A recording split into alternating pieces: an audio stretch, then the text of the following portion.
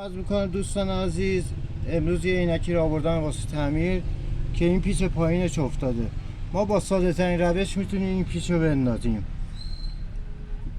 چیزایی که میخوایم: یه دونه عدد کش.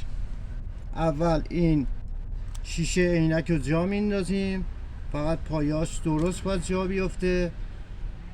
اینو که جا انداختیم با یک کش اینو محکم میبندیم. این کش حتما باید بسته باشه، یعنی این کش نباشه امکان نداره شما بتونید این پیچ این عینک رو ببندید.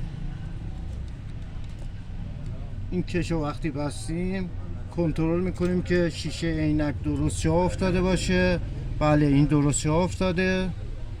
بعد این دسته رو وا میکنیم که بتونیم دستمون راحت بتونه اینجا کار رو انجام بده. این دسته رو قشنگ جدا میکنیم. خب ما الان دسته عینک هم وا کردیم، ولی اینجا دقت بفرمایید این الان رو هم سوار نیست، مماس نیست. حتما باید این دنبالیکتون رو چسب برق بزنید، لنت بزنید که عینکتون رو خراب نکنه. با این قشنگ این دسته عینک رو صافش میکنیم. حتما لنت باید بزنید. این الان کاملا مماس شد، پیچش رو حالا میتونیم ببندیم.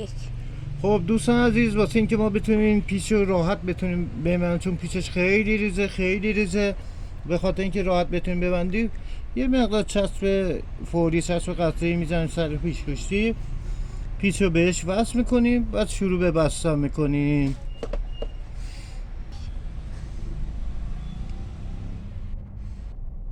بعد به راحتی این پیچ کشتی جدا میشه. بعد کش رو وا میکنیم. ملاحظه بفرمایید این کش رو نبندید شما هیچ موقع نمیتونید این چیز رو جا بندازید. بعدم که این کاری کردید دستش هم سوار میکنید. سپاسگزارم از توجهتون. لطفا لایک کنید و کانال رو دنبال کنید. سپاسگزارم.